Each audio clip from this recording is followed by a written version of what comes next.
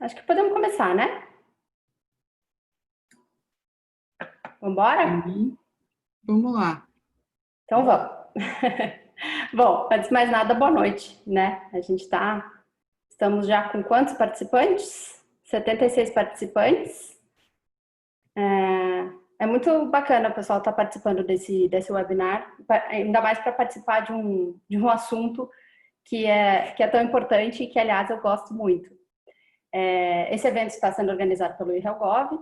O IRELGOV é um think tank na área de relações governamentais, que atua promovendo encontros como esse, trocando experiências, promovendo networking e levando conhecimento sobre a área e o público em geral. A gente vai conversar hoje, então, sobre o impacto da tecnologia nas políticas públicas.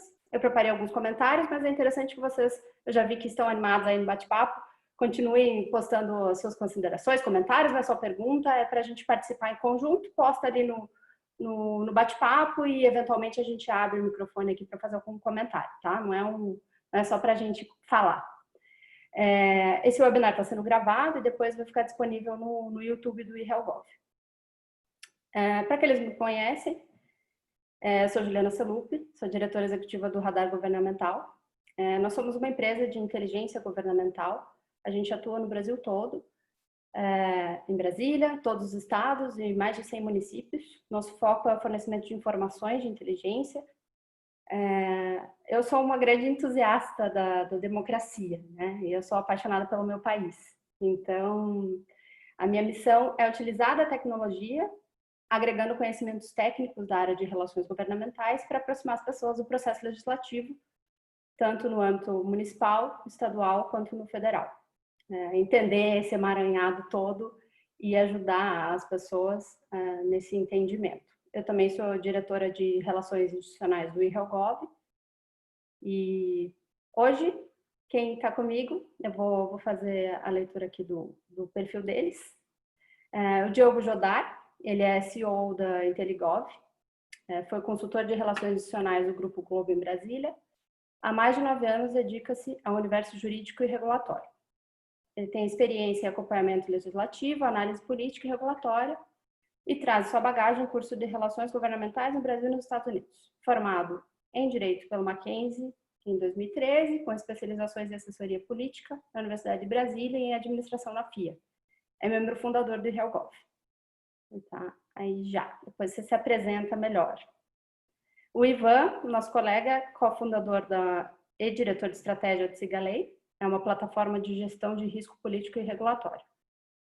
Desde o início do Sigalei, muito ligado ao debate sobre o uso da tecnologia no meio político e como ela pode impactar na melhoria das políticas públicas e na área de relações governamentais como um todo.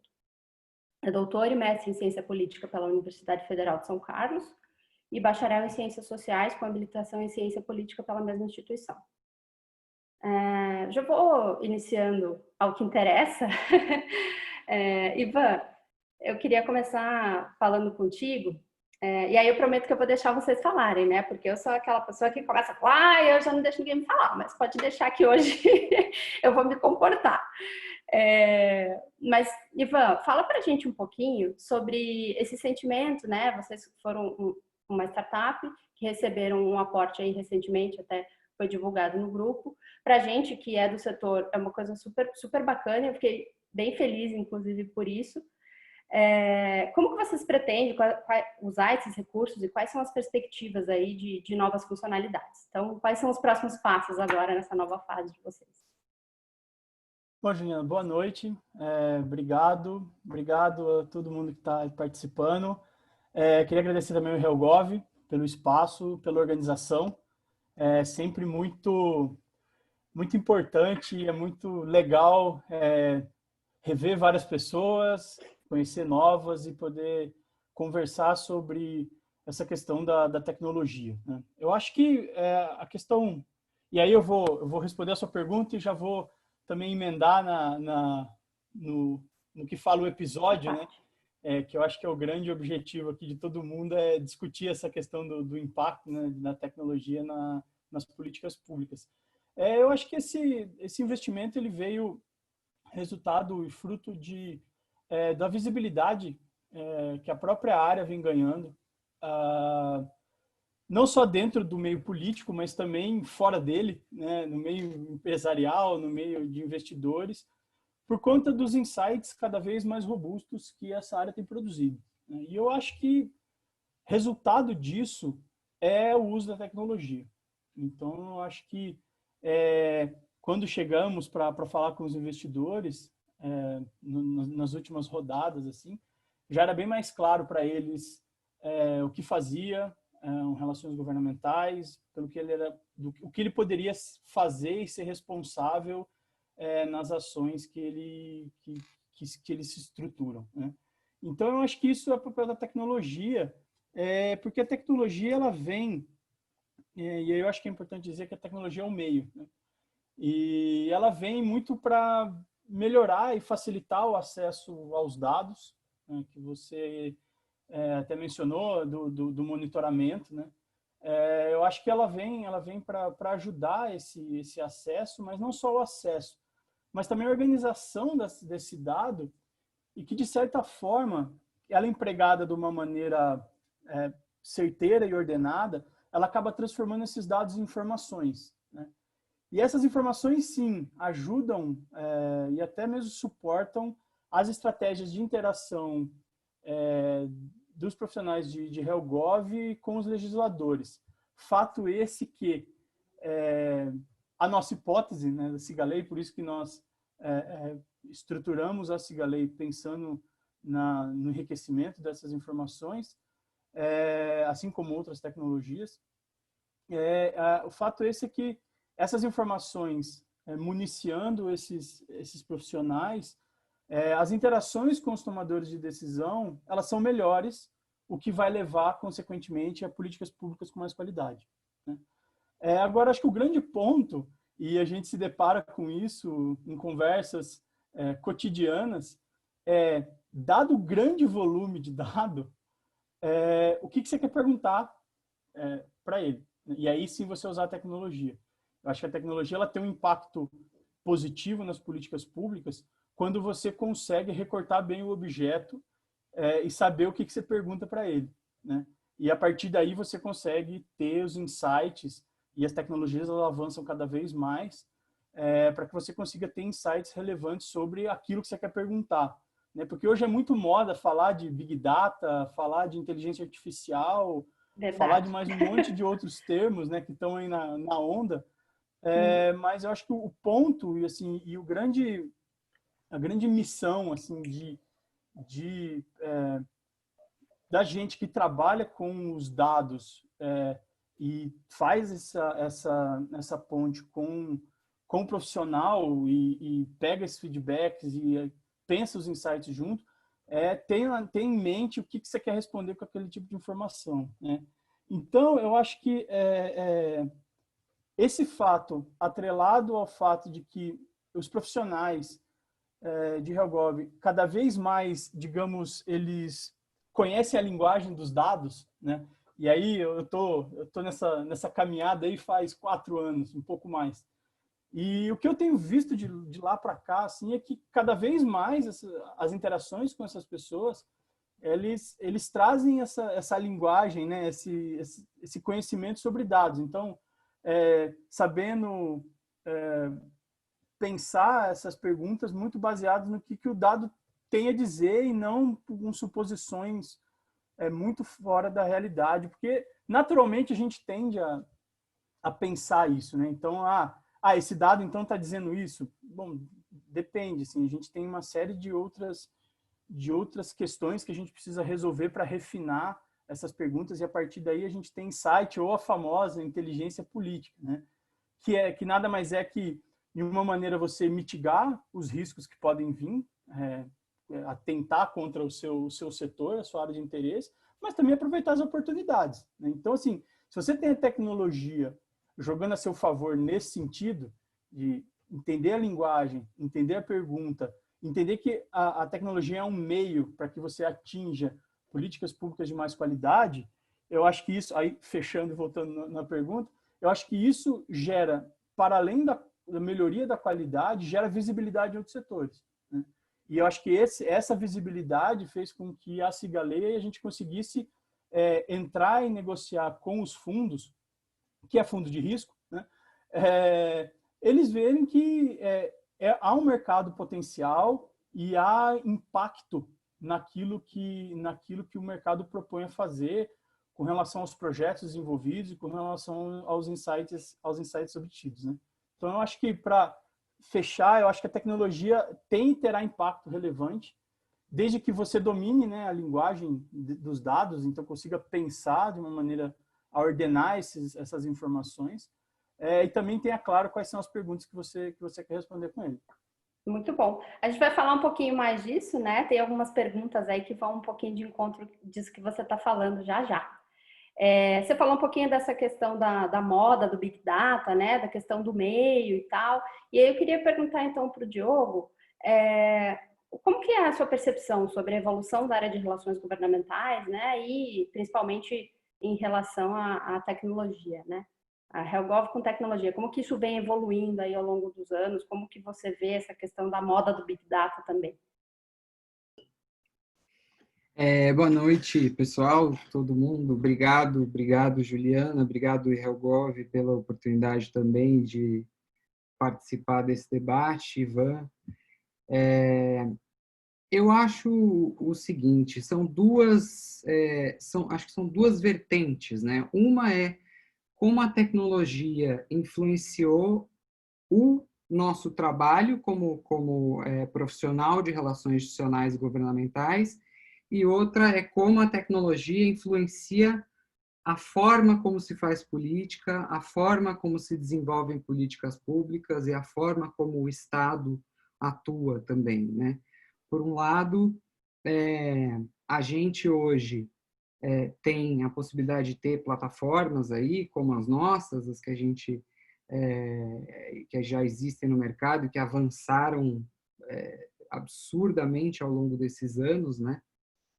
E isso tornou o trabalho do profissional de HelpGov, como em todas as outras áreas da economia, em todas as outras profissões, tornou um trabalho muito mais digital, permitiu que uma parte grande do trabalho que era manual, que era algo que dependia de um gasto enorme de tempo e de busca de informações e de ter, essencialmente, ter acesso às pessoas certas para poder obter aquela informação.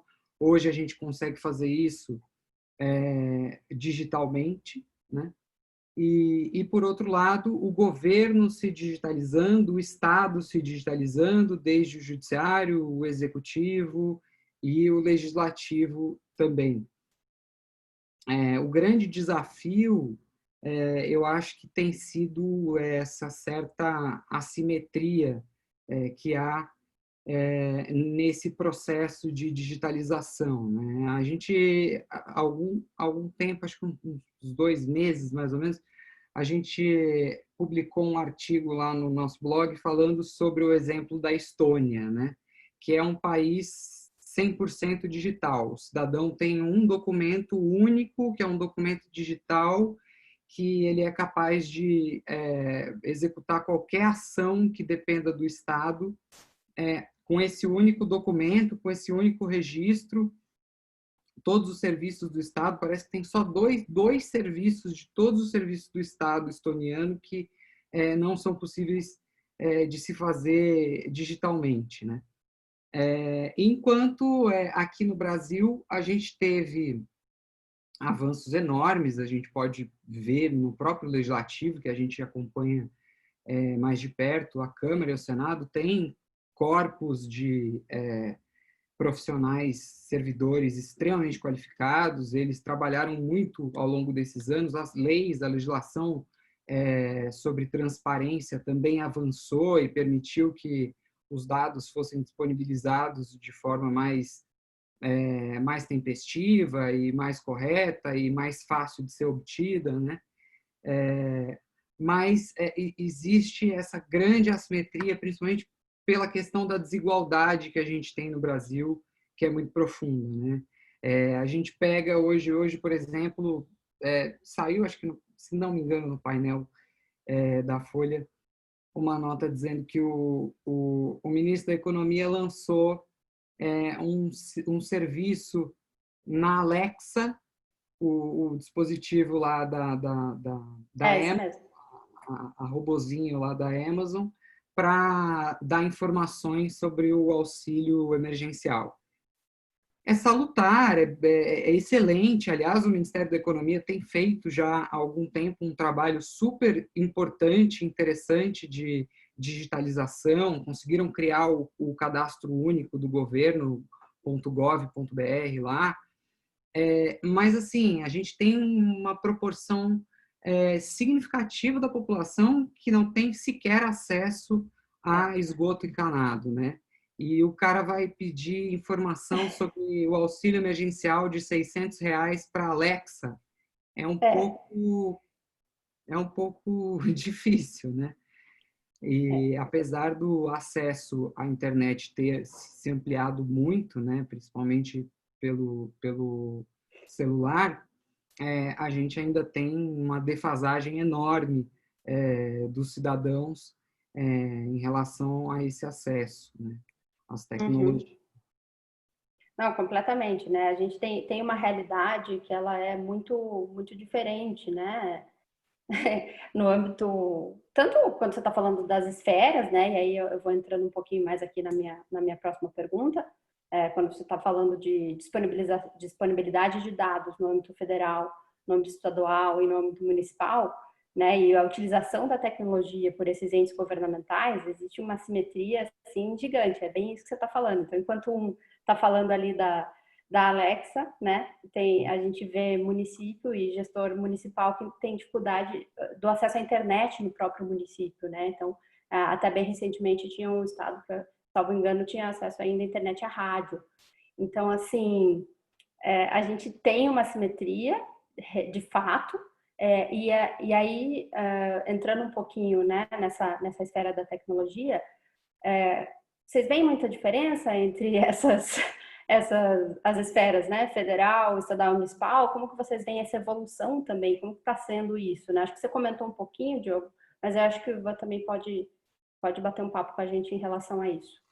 Bom, a diferença ela é visível, né? Eu acho que o acesso, inclusive, às tecnologias e aos recursos são diferentes. Então, eu acho que, né, naturalmente, as diferenças são muito grandes entre as esferas, sim.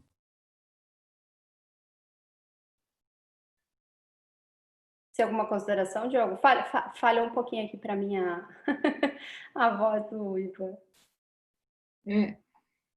Então, isso é, sim, muito visível, né? Você tem iniciativas excelentes como o Interleges do próprio Senado, que Sim. Tem o SAPL disponível para os municípios e é um sistema que poderia ser adotado universalmente, né? Mas a gente tem uma dificuldade ainda grande de fazer isso acontecer, falta recurso, falta essa iniciativa mesmo e coordenação para que isso aconteça, né? A própria estrutura federativa que a gente tem também acaba dificultando um pouco, né, esse avanço mais rápido. Esse comentário seu sobre tem o problema do esgoto encanado, né? Então, esse daí eu acho que ilustra muito. Acho que duas falas aqui que me chamaram bastante atenção do que a gente conversou até aqui é a questão da moda do Big Data e a questão de fato, a gente tem lugar com problema do esgoto, tem problemas mais estruturais. Como que a gente faz para resolver isso e para efetivamente ter um impacto da tecnologia na formação das políticas públicas, né? Bom, aí eu tinha comentado... Só te interromper. Claro, por favor. Que eu acho que esse ponto é importante. Assim, o cuidado que o analista, ou seja lá quem for precisar trabalhar com essa informação, o cuidado que ele tem que ter quando ele vai recortar a pergunta, que eu digo objeto, é também levar em consideração esse tipo de coisa, sabe? Porque eu acho que você nivelar de uma maneira que dá de barato que vai ter informação, porque tem o SAPL, como bem disse o Diogo. Tem o SAPL, então possivelmente as casas deveriam ter. E eu acho que é mais embaixo um pouco a coisa, sabe? A tecnologia, ela ainda em alguns lugares, ela por conta dessa assimetria do acesso à própria tecnologia como de acesso a recurso, eu acho que esse é um ponto que ele vai ainda demorar algum tempo. Eu não estou falando de extremos, assim, estou falando, por exemplo, o SAPL, a cidade de São Carlos, né? Que né? Aí não tem, né? Eu acho super interessante isso, porque a gente aqui é um setor, que é o que você falou do Big Data, né? A gente é um setor que a gente tem um caminhão de coisa para resolver antes de começar a fazer análises de Big Data. Então, assim, e aí, falando particularmente de mim, assim, que sempre tive um foco na minha carreira toda na parte do estadual municipal, eu falo assim, gente, é legal a gente falar de Big Data, a gente tem que falar de inteligência artificial, eu acho super válido, mas é um pouco moda, a gente, na nossa área, a gente tem problemas, assim, estruturais para resolver, né? Então, acho super, super bacana que a gente, né, enquanto setor até, a gente tem essa consciência e a gente até possa dar a nossa contribuição para isso, né?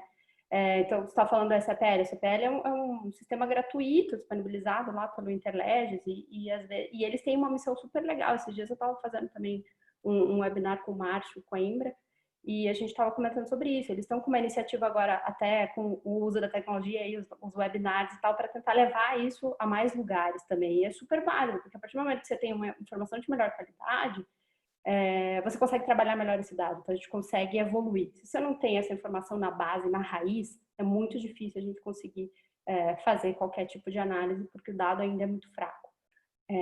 Mesmo nos lugares que o dado ainda é melhor, né?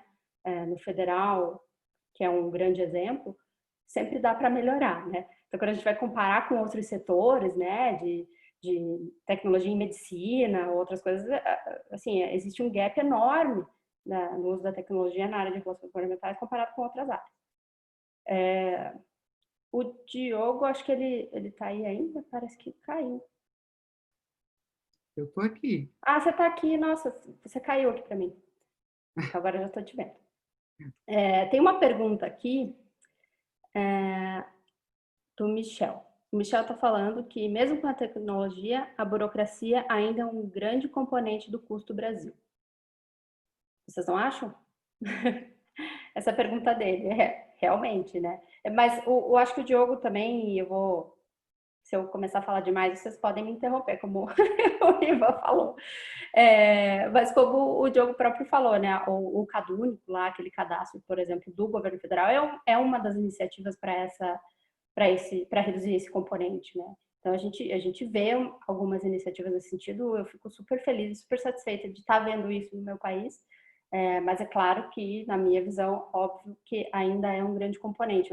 Pegando um exemplo, que até ele sai um pouco, mas o fato, né, de você, às vezes, ter que ter um reconhecimento de firma num negócio que poderia ser um certificado, uma assinatura digital, por exemplo. Então, acho que esse é um exemplo que é um pouco fora, mas fala um pouco sobre esse assunto.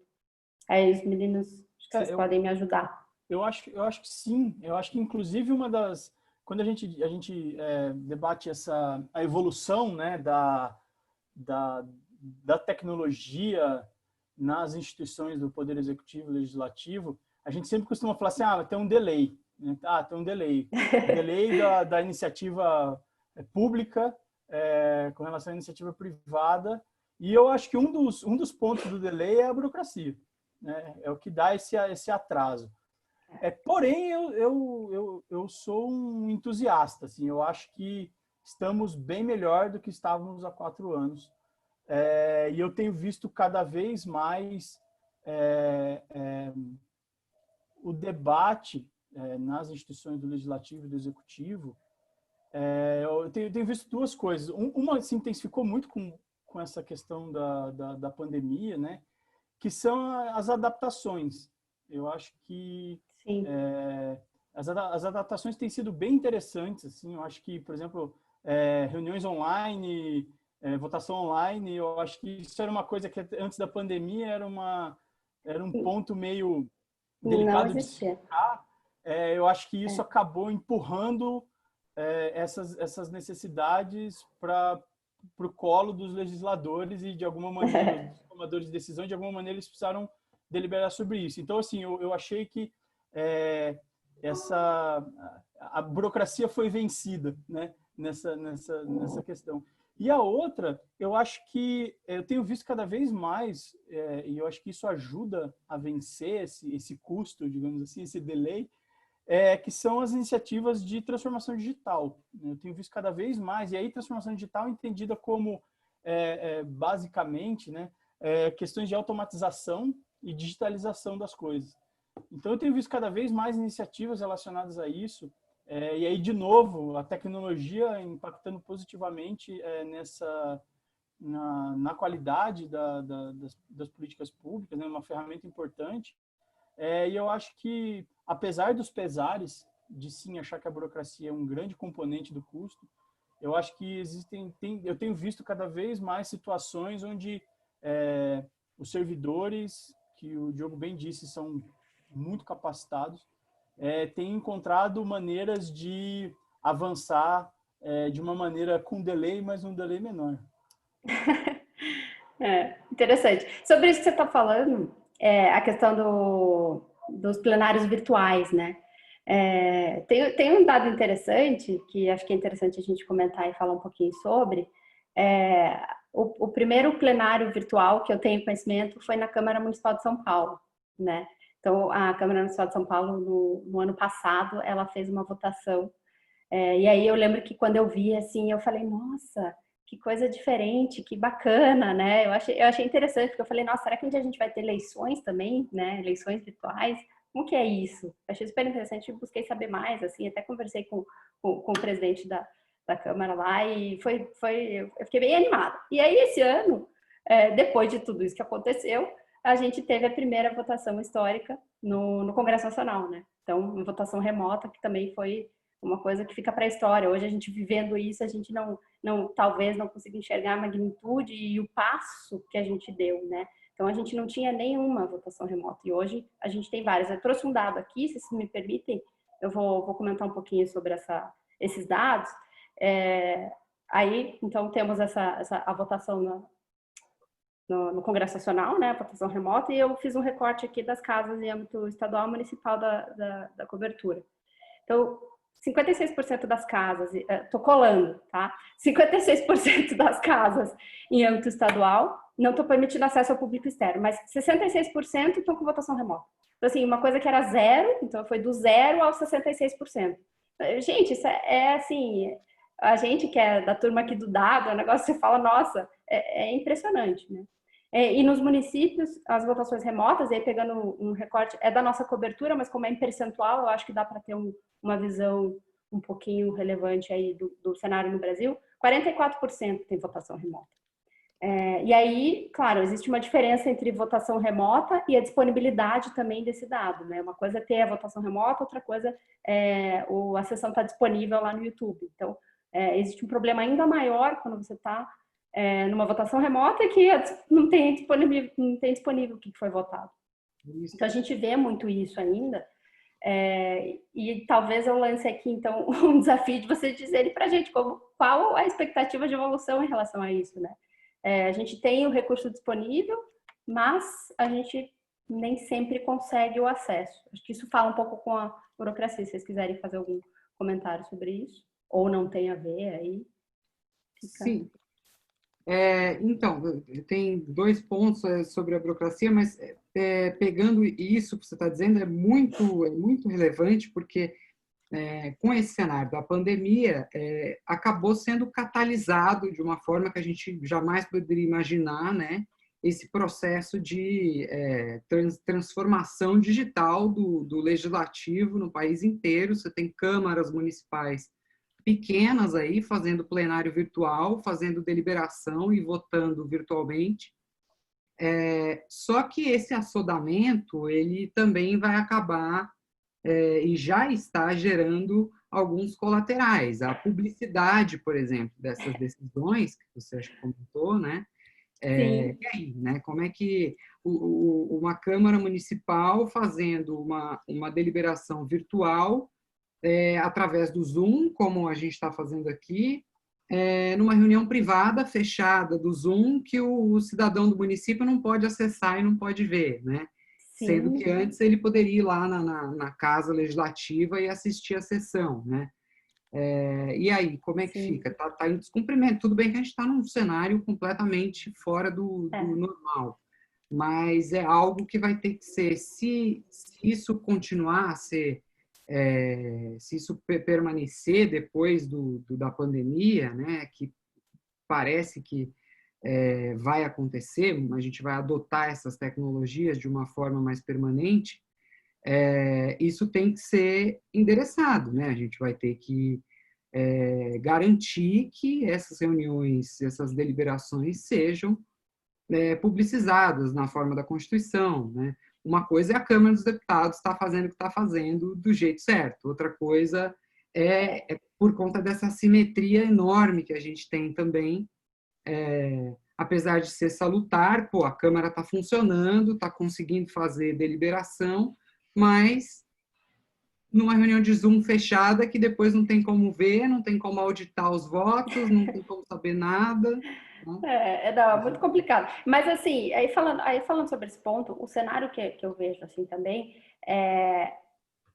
a disponibilidade do acesso à informação, ela já tinha problemas, né? Eu acho que a gente só vai mudar o tipo, a gente só está mudando o tipo de problema, né? Porque antes a gente tinha um problema de acesso, tá bom, você pode ter que ir lá ficar assistindo a sessão para poder ter acesso ao que foi, e agora a gente nem isso tem. Então, assim, eu acho que dá uma piorada, mas o contexto, assim, mudam-se onde estão os problemas, né?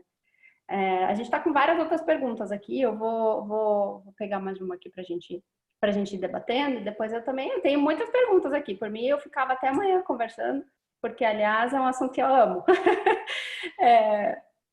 Aqui, ó, o Guilherme Namura, o pessoal lá do escritório está comentando aqui, tem que dizer, né?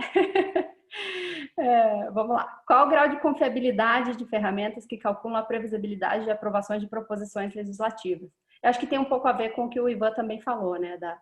Do indicativo ali, o dado, e tem a ver com a pergunta que eu vou fazer depois. Vocês consideram possível prever a aprovação de projetos com base nos dados, ou a política brasileira é muito instável? Então, eu vou emendar essa pergunta, mas na verdade, assim, como colocar esse componente, né? Como colocar a variável política brasileira, principalmente, nessa análise, né? Como que vocês veem esse aprovômetro, né? Como que vocês analisam isso? A pergunta para os dois mesmo. Eu acho que, assim, previsibilidade, e aí falando enquanto cientista político, assim, eu acho que a gente tem muito que avançar com relação à qualidade dos dados, a periodicidade dos dados, a veracidade dos dados, várias informações. Eu acho que ainda elas são pontos que a tecnologia ainda precisa vencer antes da gente começar a conversar nesse nível, assim, né? O que eu acho que dá para fazer, inclusive o Danilo Oliveira, que é um dos meus sócios, que é cientista de dados, ele fez uma dissertação de mestrado discutindo exatamente isso, discutindo essas questões de variáveis que impactam a aprovação de um projeto de lei, né? Eu acho que, dessa maneira, eu acho que é possível caminharmos, né? No sentido de, olha, essas variáveis impactam mais ou menos, né? Na aprovação ou no arquivamento de um projeto. Agora, previsibilidade, eu acho que o risco de você passar uma informação que vai levar o usuário a uma ação que pode não ser verdade, ela é alta. Então, Sim. eu acho que essa questão de previsibilidade, ela ainda precisa avançar, a gente precisa ainda avançar e resolver, e eu acho que essa é uma tarefa de casa para todo mundo que trabalha com dado político, de pensar como é que a gente vai conseguir resolver a qualidade dessa informação para conseguir esses modelos, né? Eu acho que a questão da política, eu acho que ela, de maior ou menor grau, ela é instável em qualquer lugar. Eu acho que isso não é o ponto, assim, de porque a política é instável, a gente não consegue chegar, né? Eu acho que essa é uma coisa que a gente vai precisar considerar, sim, que é instável, mas eu acho que isso faz parte do jogo. E eu acho que isso é uma das coisas interessantes de trabalhar com política, né? A estabilidade permite movimentos, estratégias até os 45 do segundo tempo. eu acho que é muito Com mais mesmo a certeza. gente pensar como é que a gente vence essas questões de qualidade do dado, para que a partir daí a gente consiga pensar esses modelos. Sim. Não, eu gosto muito dessa abordagem. Você sempre fala, e eu gosto de a gente comentar isso, você sempre comenta sobre a abordagem que vocês têm enquanto usuário, né, de ser uma empresa de tecnologia em relações governamentais, mas esclarecer o que é possível ser feito, o que não é possível, né, para você não fornecer uma coisa que eventualmente a pessoa está achando que aquilo é um dado que posso confiar 100% e não é exatamente isso, né? E eu sempre vejo que você tem essa abordagem, eu acho super, super bacana até enquanto sustentabilidade aí das empresas e da nossa área. Então, eu concordo contigo, não é um número absoluto. Sim, a política é uma ciência não exata, né? Mas eu acho que no Brasil ela ainda pior. A minha visão sobre as instabilidades, sobre as coisas que acontecem, e aí a gente pode fazer mais um webinar só para falar sobre o que tem acontecido aqui em comparação a outros países, e ainda mais nesse momento, eu acho que isso ilustra muito como é a política no Brasil, né? Explica isso para alguém lá de fora. Assim, eu já eu não larguei as bets, mas olha, a gente tem alguma dificuldade de conseguir explicar isso. Diogo, qual que são os seus comentários sobre isso? Eu tendo a achar que esse componente extraordinário assim, né, da política brasileira não seja tão factual, né? Eu acho que é um componente da democracia, né? Qualquer regime democrático tem essa instabilidade inerente, né? Eu acho que a grande estabilidade da democracia advém da instabilidade do sistema, né? Da possibilidade de a qualquer momento haver uma troca de players aí, de quem é o detentor do poder de fato. Um regime absolutamente estável é o regime da Coreia do Norte. Lá, bom, até o regime da Coreia do Norte, agora acharam que o homem estava morto lá, até lá pode ser instável também. Mas a democracia, por natureza, é um regime que tem a instabilidade da democracia gera a estabilidade do sistema, né? Então, eu tendo a achar que não é uma característica absolutamente exclusiva do Brasil, apesar da gente ser desafiado a cada dia com as notícias, né? A acreditar nisso, né? Quanto à possibilidade de prever o que vai acontecer, eu acho que a gente tem evoluções já muito grandes em termos de inteligência artificial e de machine learning. Você tem alguns elementos como a matriz de confusão que permitem que a gente considere esses modelos de machine learning de uma forma mais realista, né? E é evidente que não vai ser uma previsão, como vocês falaram, a ciência política não é uma ciência exata, não vai ser uma previsão matemática. A gente pode partir de algumas premissas que nos indiquem algumas possibilidades ou probabilidades maiores ou menores, né?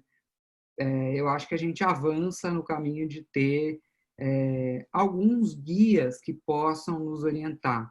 Mas é evidente que sempre vai depender também da análise humana e do cérebro humano que a gente vai continuar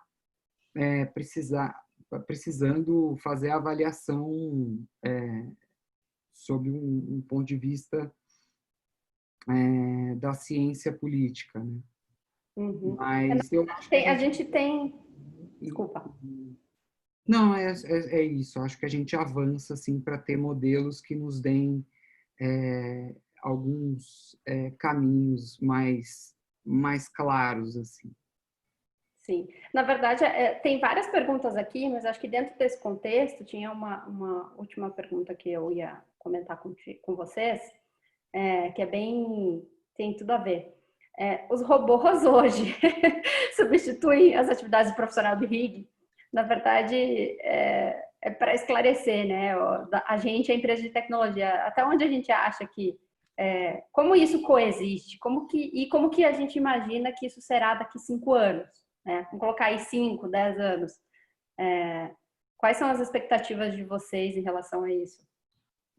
Bom, para que conste... Perderemos os nossos empregos. Aqui temos um instituto de profissionais de relações governamentais, e aí? A gente vai ter emprego ou não? Para que conste em todos os materiais e documentos. Absolutamente não. Os robôs não vão substituir, não há a menor possibilidade de substituir o trabalho de profissionais de relações governamentais, por um fato que ele não é simples. Trabalhar com políticas públicas, formulação de políticas públicas de qualidade, demanda 2 coisas: negociação e concertação entre as partes. E isso a máquina ela não consegue nem conseguirá fazer da maneira como o humano faz. Então, como eu disse no começo da conversa, acho que a tecnologia ela é uma ferramenta poderosíssima quando você tem bem recortado as suas perguntas, mas ela de maneira nenhuma substituirá o trabalho do profissional de relações governamentais, porque trabalhar com política é trabalhar negociando, avançando e retrocedendo, que se constrói um projeto de políticas públicas. Então, não há a menor possibilidade disso. Olha, temos uma boa notícia. E você, Diogo? Eu acho que é uma discussão filosófica até, né? Assim, a gente vai substituir a humanidade por robôs, então acho que sim. Então, a próxima diretora de Relações Institucionais do HelGov vai ser a robô XPTO 230, Juliana. Pode esquecer. Né? Então, eu acho que enquanto a humanidade continuar, a gente vai ter que continuar fazendo política e a gente vai ter que continuar negociando e a gente vai depender do nosso trabalho, né? Ainda que a gente tenha ferramentas com inteligência artificial que ajudem a guiar e traçar tendências e tornar o nosso trabalho mais preciso e mais confiável e mais fácil também do ponto de vista mais manual e mais, né, braçal, por assim dizer. Concordo, não, acho que a gente tem uma unanimidade aqui, né? Mas é interessante essa provocação. E aí, falando um pouquinho de como que era, né? Enfim, há 10 anos atrás, quando eu comecei a fazer relações governamentais, a gente usava planilha de Excel, né?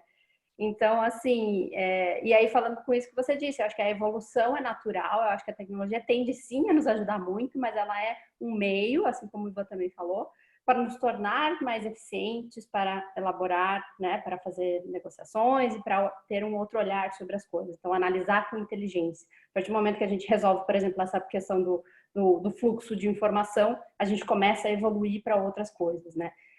Eu sempre pensei isso, eu sempre...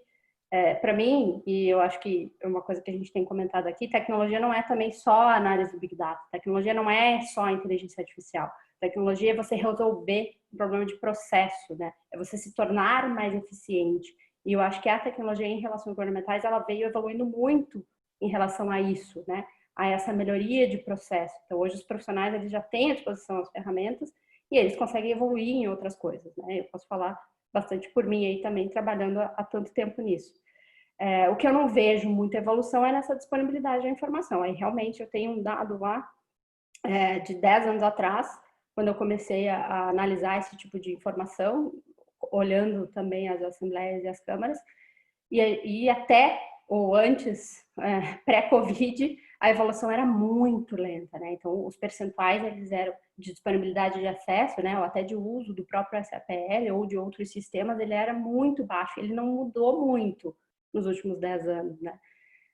Mas agora a gente viu um negócio assim que parece que é um turning point mesmo, né? Então, né, eu imagino que dos próximos 5 anos a gente vai ter uma evolução muito mais rápida, o que é super positivo, porque a gente vai ter melhor esse dado, vai começar a conseguir trabalhar melhor tendo uma sintonia mais fina nessas previsões, eventualmente, né?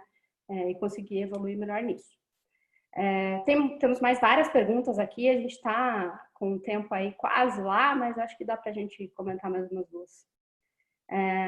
Aqui, vamos lá. Nossa, o Marcelo comentou sobre isso, né? Que a gente tem primeiro que fazer o trabalho de base, ter mecanismos seguros de identificação e autenticação digital, para a gente poder evoluir nessa questão do plenário virtual. Eu acho que ele está dizendo em relação a isso. Identificação, autenticação e assinatura digital, para a gente ter certeza, e aí falando, acho que você está falando um pouco da questão da votação também, como que a gente pode ter certeza que aquela pessoa que está votando, né, realmente é aquela pessoa. E aí o Marcelo está sugerindo aqui a autenticação e a assinatura digital. O que vocês acham dessa solução? Ela resolveria, né, para a gente saber que aquela pessoa realmente é aquela pessoa, e aí a gente pode ter o plenário virtual, desde que disponibilizado acesso para o resto da população. Olha, eu acho que, sim, as tentativas, conforme essas questões elas forem se sedimentando e forem sendo utilizadas por mais casas, eu acho que naturalmente nós vamos ter que começar a pensar soluções. Assim. Eu acho que sim, uma das soluções poderia ser essa de autenticação e assinatura digital. E aí a gente colocar isso e ver como é a recepção disso, como é a adaptação disso, para ver se isso, de fato, para de pé. Mas eu acho que sim, é uma saída muito, muito razoável. Uma solução. Temos uma proposta. É verdade. É uma boa solução. Pode resolver, sim. Já é usada, inclusive, para emitir sentença, né? Sentença judicial, com assinatura digital válida, com valor jurídico. Por que não o voto do parlamentar, o voto, né? O nosso voto. Digitalmente, ou o voto do cidadão ser assinado digitalmente, né? Sim. A digitalização dos processos judiciais, ela teve uma grande evolução, né? Muito antes aí da parte do legislativo e executivo, né?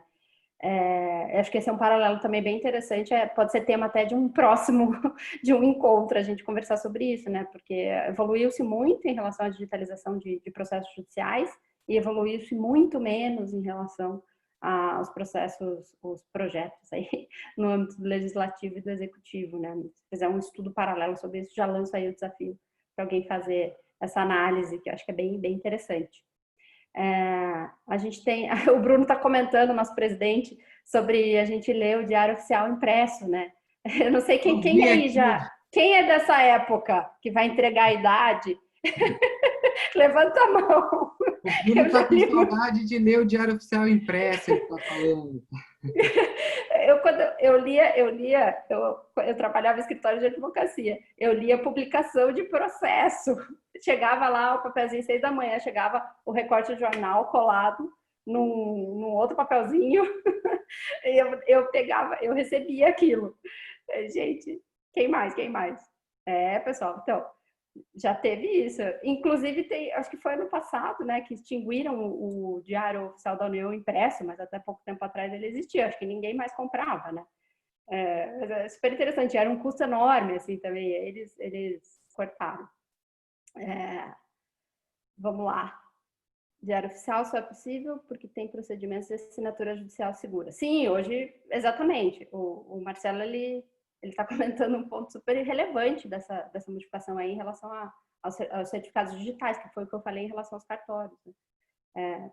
Autenticar a assinatura ou ter o certificado, a validade supostamente é a mesma, né? Danilo, vamos lá.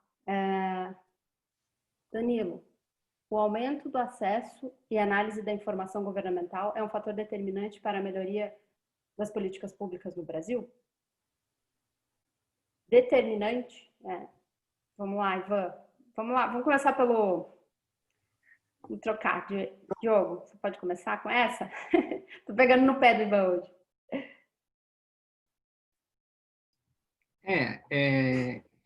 Sem dúvida, né? Sem dúvida. Quanto mais cabeças pensando, melhores podem ser os resultados, né? E para a gente poder ter maior participação da sociedade no processo de desenvolvimento das políticas públicas e na influência dos decisores e de quem elabora as políticas públicas. Para isso, é fundamental que se cumpra o que a Constituição manda e se tenha a publicidade integral dos dados, né? E aí a gente está falando tanto de Big Data, de tanta coisa que se fala, Big Data, mas é exatamente isso. Ter acesso aos dados é crucial para a gente, na sociedade da informação que a gente já vive, conseguir organizar essas informações para fazer políticas públicas baseadas em dados, começar a tomar decisões com base em evidências e não só num achismo do governante de plantão. A gente tem corpos técnicos extremamente qualificados no nosso governo, muitas vezes no Estado brasileiro, né?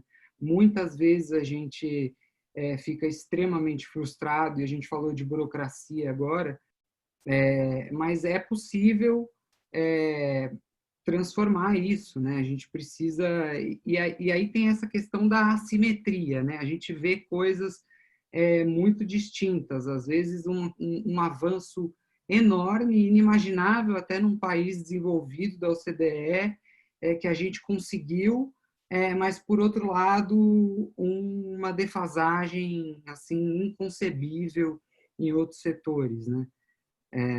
Você vê lá nos Estados Unidos agora, eu vi que teve sessão, já começou a ter sessão, eu vi pelo menos do Senado, começou a ter sessão virtual.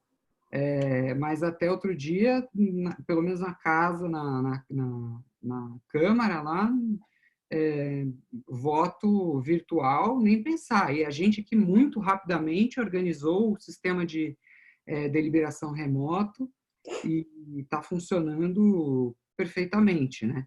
O que, aliás, é essencial no momento que a gente está vivendo, que as casas legislativas estejam funcionando assim tão bem, tão atentas, né?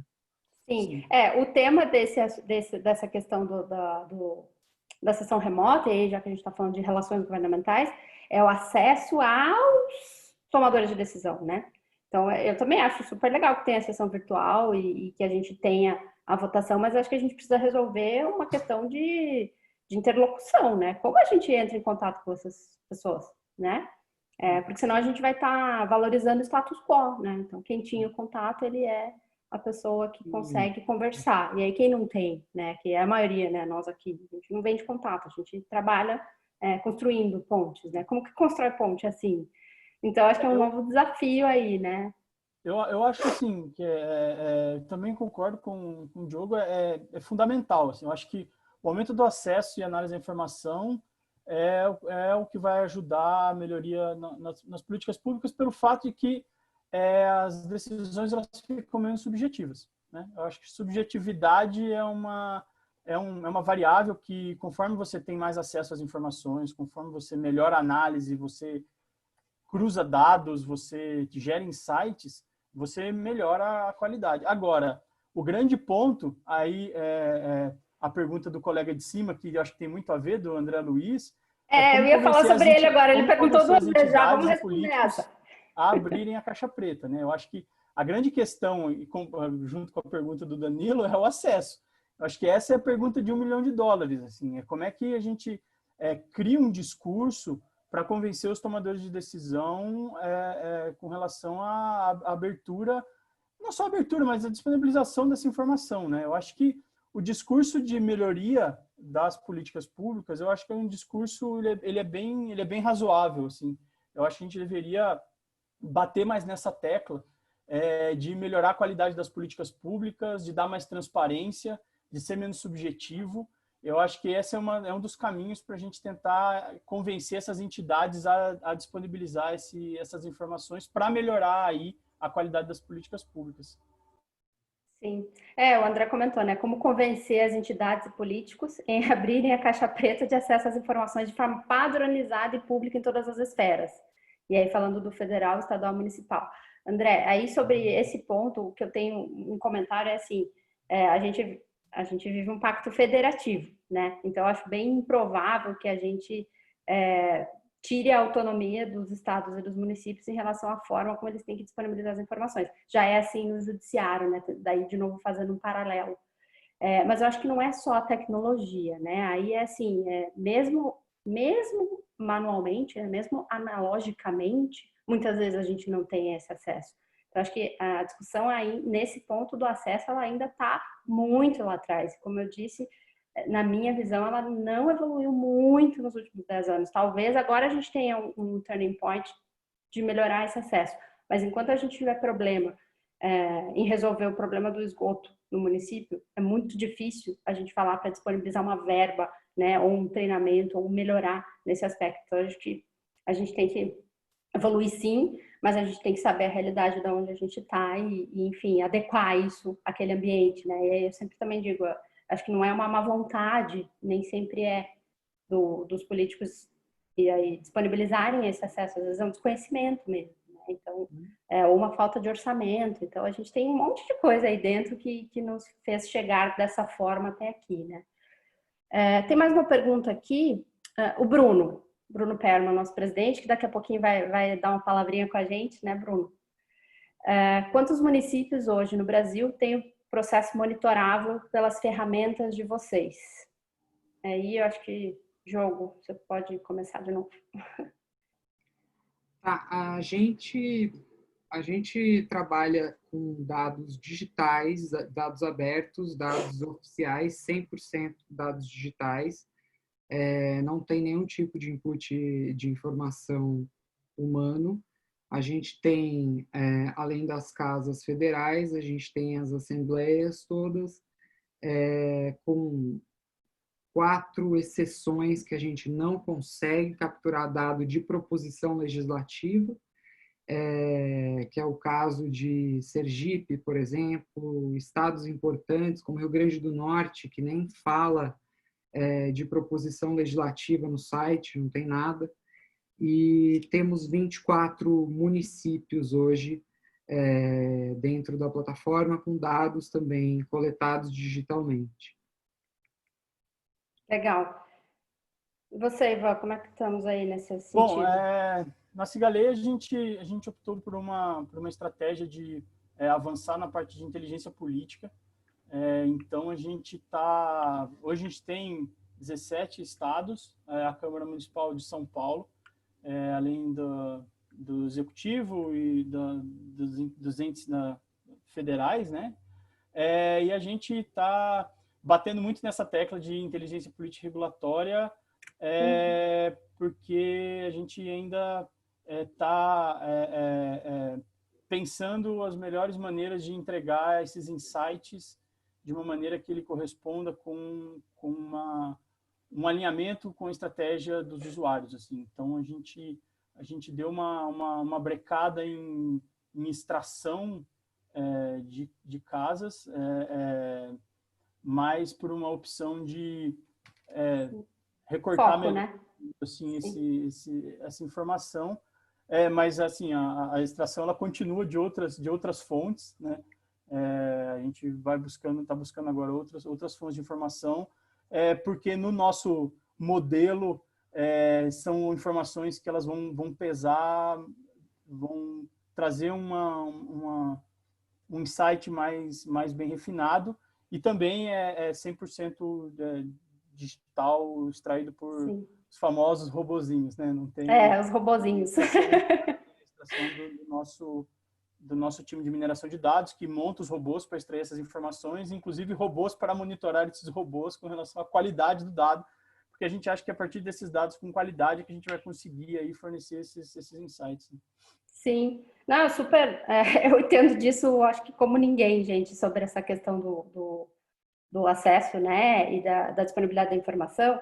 E aí, respondendo a pergunta em relação ao radar, a gente é um modelo híbrido, né? A gente não é só uma empresa de tecnologia, a gente é uma empresa de inteligência governamental Então, a gente trata os dados, né? A gente coleta os dados, a gente trata os dados, a gente disponibiliza eles tratado por uma interação humana. Então, quando eu falo da junção das duas coisas, é muito o nosso modelo mesmo, né? Então, hoje a gente tem 100 municípios na nossa cobertura, a gente cobre todos os estados e cobre o âmbito federal, mas nem todos eles são digitais, né?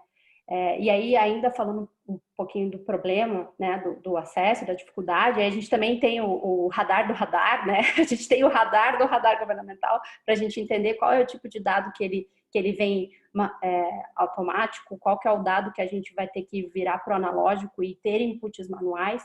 E é uma dificuldade adicional quando a gente enfrenta assim, puxa, tem o SEPL lá na Assembleia, mas ela não é alimentada apropriadamente. Ou então tem blackouts, né? Períodos que eles ficam sem acesso porque o servidor está de férias. Então, aquilo que eu tinha acabado de comentar em relação à dificuldade, às vezes, orçamentária, né? Ele não tem quem substitua. Aí o servidor que alimenta o sistema lá da Assembleia sai de férias e aí você fica sem o acesso.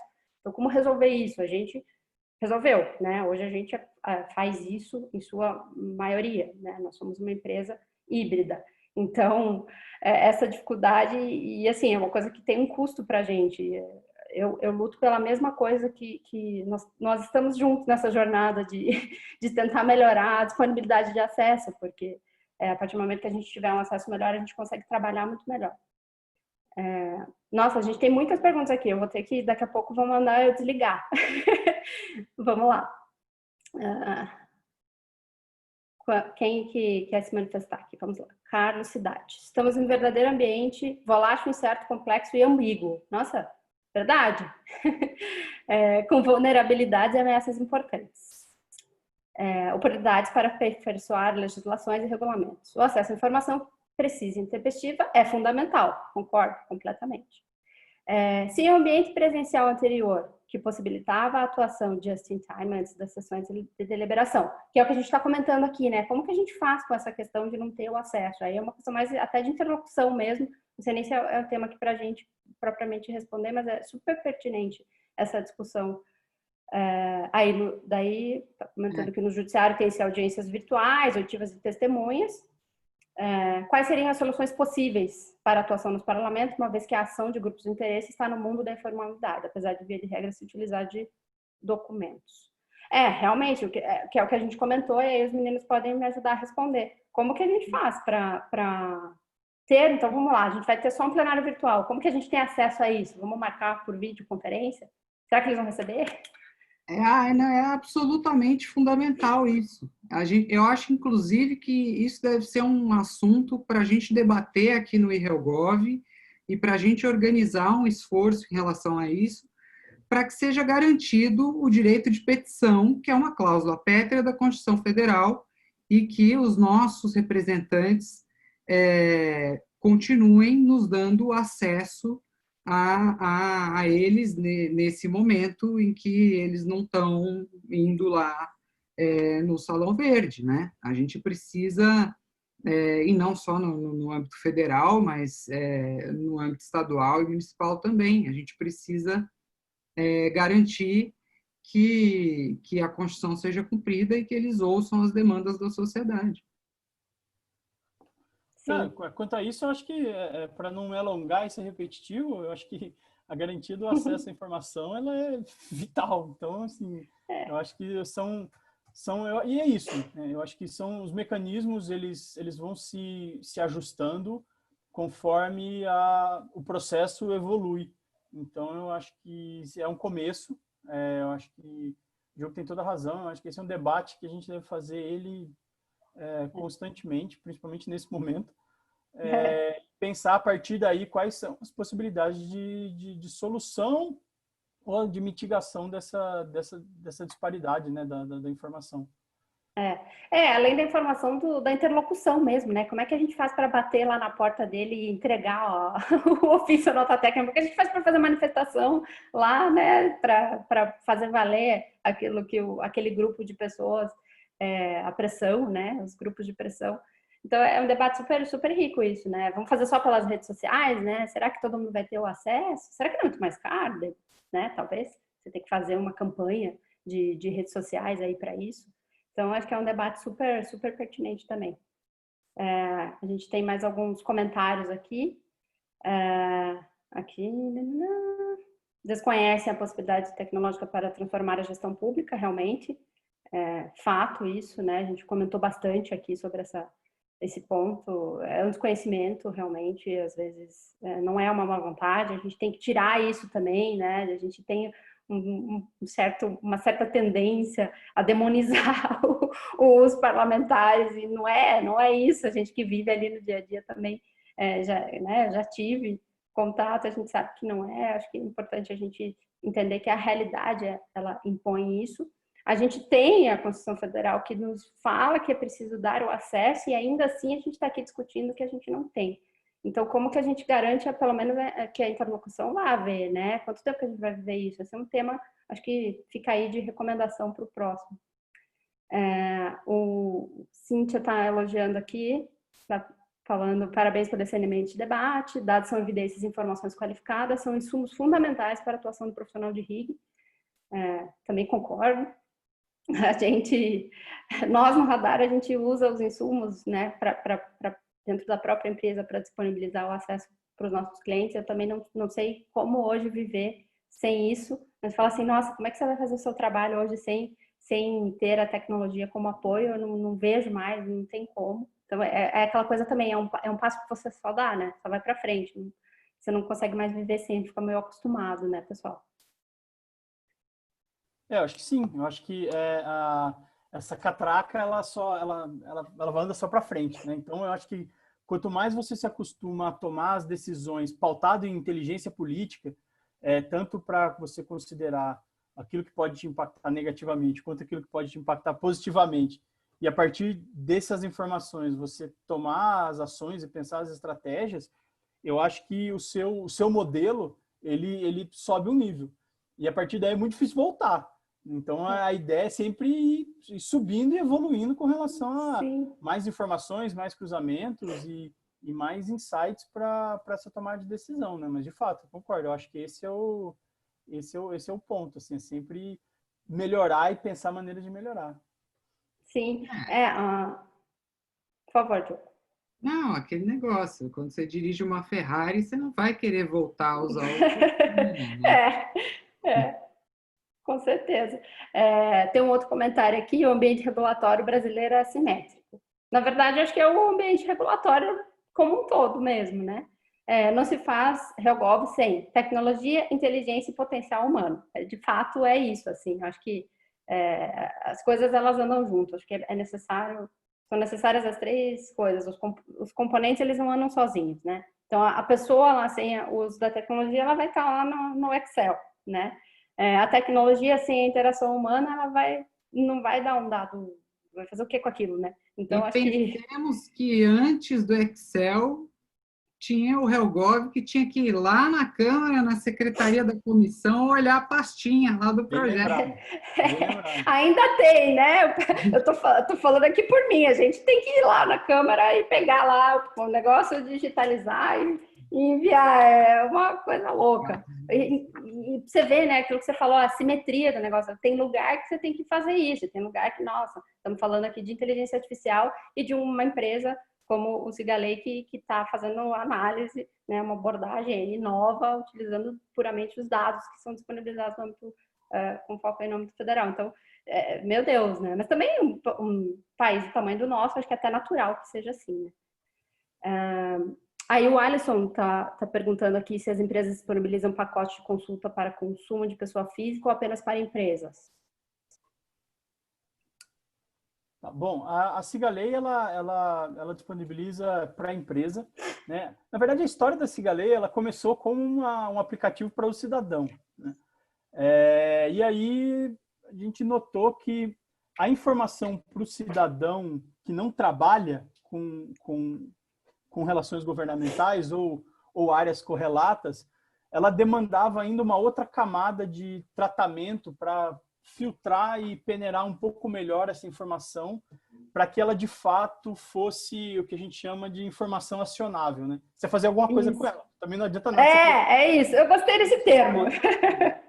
Então, assim, aí a gente notou que para o cidadão que não trabalha com relações governamentais, demandava essa camada. Mas existia um público que já estava apto a consumir informação com pouco menos de tratamento humano. Então, é por isso da opção por apenas empresa, mas isso é uma missão da Sigalei conseguir traduzir isso de uma maneira mais palatável para o cidadão comum aí num futuro próximo, a gente voltar às nossas origens e tentar pensar maneiras de oferecer isso para o cidadão também, o cidadão que não trabalha com relações governamentais. Né?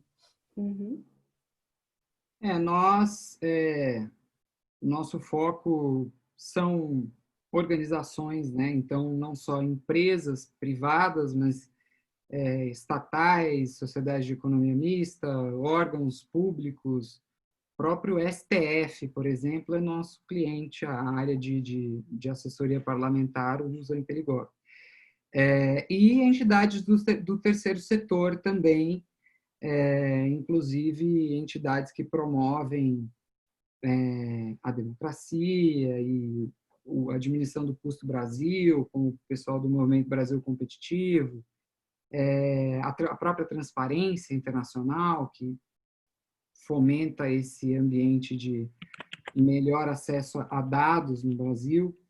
E, assim, a nossa origem lá atrás, quando o Rafael começou a desenvolver a plataforma em 2013 para 2014, veio de uma necessidade dele como profissional de HelpGov mesmo. Então, a nossa origem é como uma plataforma e uma tecnologia para atender o profissional de relações institucionais e governamentais.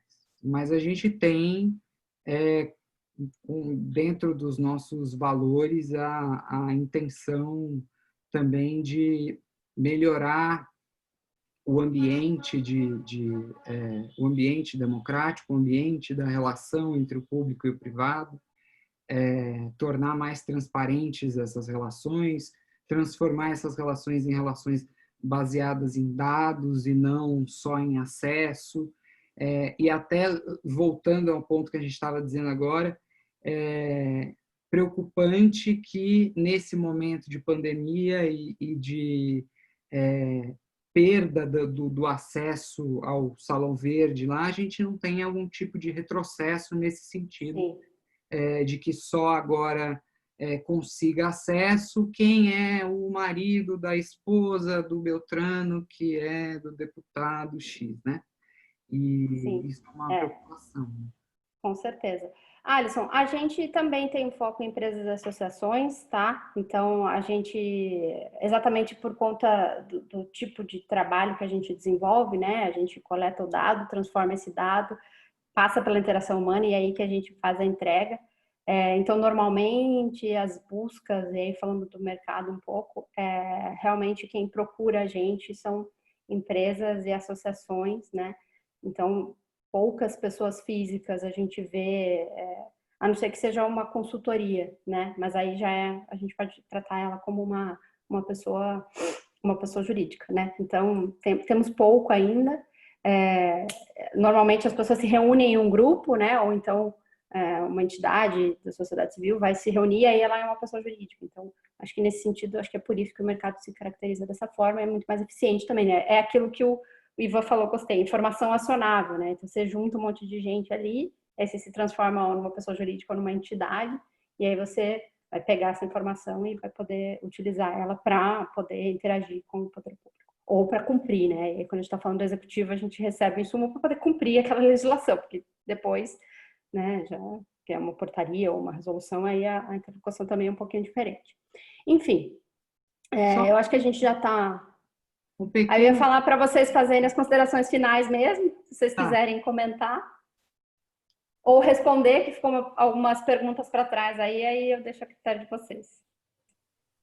Eu ia fazer um pequeno adendo a essa colocação do Alisson aí, porque a gente, talvez seja de interesse dele, todos nós temos esse foco em organizações e entidades que fazem o acompanhamento legislativo de forma sistematizada e organizada, mas a gente lançou, nesse contexto da pandemia, a gente lançou um hot site, um site exclusivo para acompanhar as regulações relacionadas à Covid. Então, está lá em covid.interigov.br, está liberado o acesso para algumas funcionalidades lá, para pelo menos fazer uma busca e receber um e-mail com todas as novas proposições legislativas e decretos e outros atos do Executivo sobre o Covid, né? Então, talvez se for interesse dele dar uma olhada e ter uma noção das coisas que a gente faz, está disponível de forma gratuita. Muito bom. Você quer fazer algum comentário final, igual para a gente ir caminhando aqui para o... Diogo, se você quiser emendar o seu comentário final, pode aproveitar que você já está... Para a gente finalizar aqui, né? Na verdade, eu não tenho comentário final, aquelas, eu poderia ficar falando aqui até amanhã. Mas é mais agradecer mesmo a participação de todo mundo. Foi super bacana falar com todos, o pessoal participou, muito, muito bom isso, né? Que não fica só a gente falando aqui, é uma coisa, para ser participativo mesmo, para a gente falar de como melhorar as políticas públicas, como fazer isso por meio da tecnologia, desmistificamos aí algumas coisas, né? A tecnologia não vai substituir as pessoas, a tecnologia sozinha não faz um milagre, é preciso ter ainda uma análise, né? Então, acho que tô bem satisfeita aí com os esclarecimentos que a gente fez. É preciso a gente levar um pouco mais o debate em relação ao que a tecnologia pode nos ajudar mesmo na área de relações governamentais. A gente ainda tem um certo... O pessoal se assusta ainda com tecnologia, né, na área de HealthGov, até porque as empresas também são um pouco mais recentes. Eu fiquei super, super satisfeita aí de a gente ter evoluído e esclarecido alguns pontos aí. Então, eu vou agradecer a todo mundo. Acho que o Bruno ainda quer dar umas palavrinhas finais, né, nosso presidente. Deixa eu só agradecer também, então, rapidinho. Por favor. Eu e HealthGov, de novo, eu acho que esses ciclos que eles estão fazendo, que vocês estão organizando, são muito bons. Eu acho que ajuda a gente a refletir sobre algumas coisas e aproveitando aí a quarentena, eu acho que é um tempo muito bem empregado, ouvindo esses ciclos de debate. Gostei muito, agradeço a participação de todo mundo que enviou pergunta, que acessou para acompanhar a conversa. Acho que essa conversa ela pode se estender por muitos e muitos desdobramentos, mas eu acho que a gente aqui cumpre uma tarefa de pontuar algumas limitações da tecnologia, pontuar que sim, ela veio para ajudar, mas desde que a gente consiga ter claro o que a gente quer extrair delas. Então, é só mesmo agradecer e desejar aí que todos estejam bem nesse período. Muito bom.